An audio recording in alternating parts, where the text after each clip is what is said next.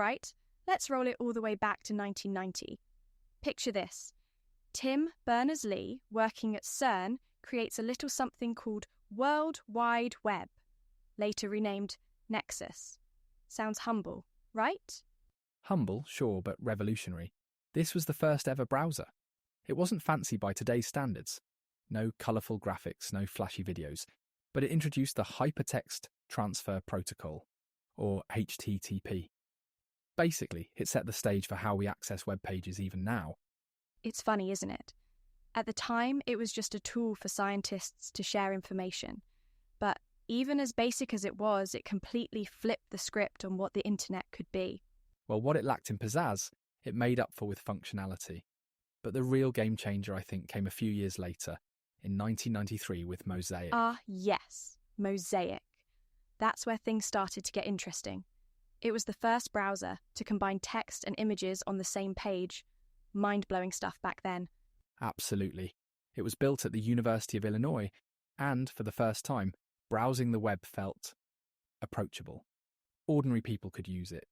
No more sticking to dry hyperlinks and text-only screens. And let's not forget, Mosaic became the foundation for so many others, like Netscape Navigator. Oh, Marc Andreessen, you clever, clever man. Indeed, Andreessen took Mosaic and reimagined it as Netscape in 1994. That browser quickly became the face of the internet for most users. And it was fast. No sitting around waiting for pages to load like it was paint drying. Netscape let you see content as it appeared, piece by piece, but still. It captured people's imaginations, didn't it? Browsing the web finally went from being a curiosity for academics to a full-on exploration tool for everyone. Exactly. It was like opening a door to a massive digital playground, and the graphical interfaces, they were just the icing on top. That's the thing. Mosaic and then Netscape gave us the first glimmers of the internet as we know it. They made it possible, exciting even, to explore this growing web of information. But of course, no story in tech stays static for long. Just as Netscape seemed to define what the browser should be, Microsoft entered the fray in 1995 with Internet Explorer, and they meant business. No, they certainly weren't. Microsoft not only released Internet Explorer, but bundled it with Windows 95. That move essentially put their browser on millions of computers overnight. It was a calculated, and honestly, slightly controversial move. Slightly controversial might be putting it lightly. For Netscape, it must have felt like a full-on ambush. They had to fight for every download, while Internet Explorer was just there, ready and waiting on every new computer. And let's not forget, Microsoft wasn't shy about playing hardball. By offering Internet Explorer for free, even to commercial users, they undercut Netscape, which relied on sales revenue. It was, well, a textbook case of leveraging dominance in one market, operating systems, to take over another. Exactly, and it worked. Within a few years, Internet Explorer had clawed its way to an absolutely staggering 96% market share by 2001. That's like total browser domination territory. Poor Netscape didn't stand a chance, did they? Not really. Netscape tried to innovate with new features, rebranded as Netscape Communicator, but it was constantly playing catch-up. And while the browser wars raged on, things got legal. You're talking about the antitrust case. The United States versus Microsoft, right? That's right.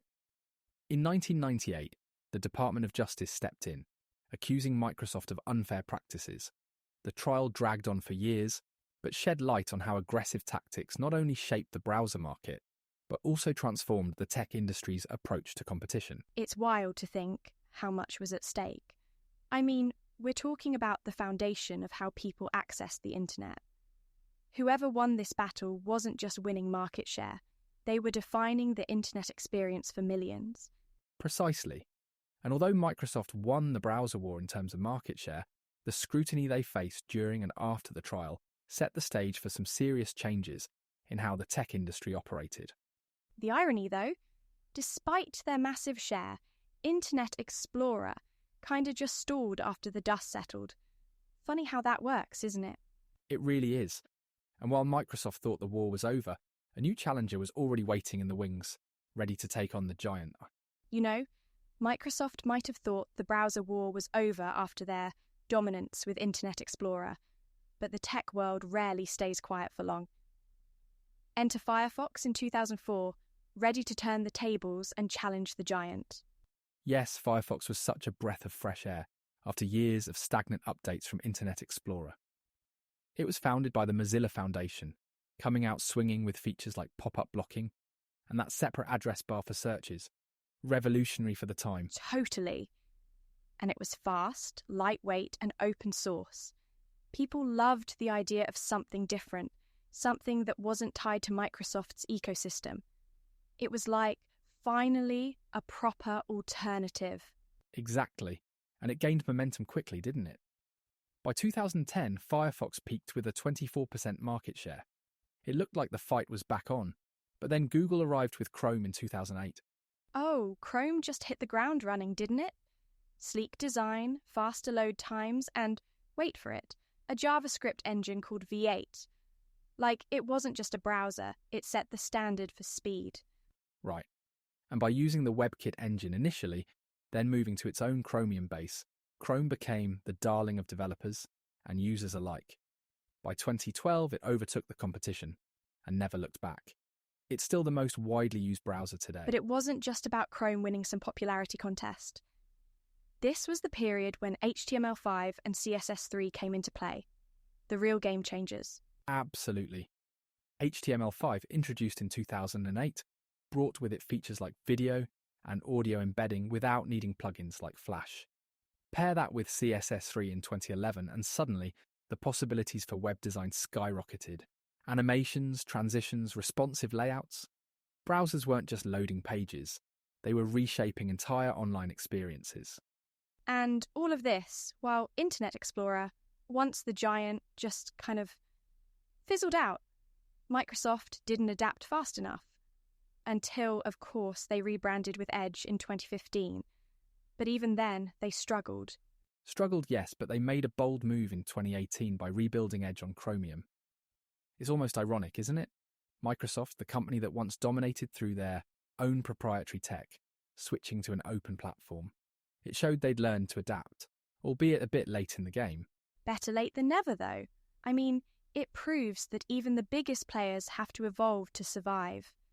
And that's kind of the beauty of these browser wars, isn't it? Innovation comes when competition thrives. Exactly. Each round of browser battles pushed the boundaries of what's possible online. And ultimately, we all benefited, whether it's through faster browsing, better security, or just pages that look good on any device. And on that note, I guess that's the perfect place to wrap things up, isn't it?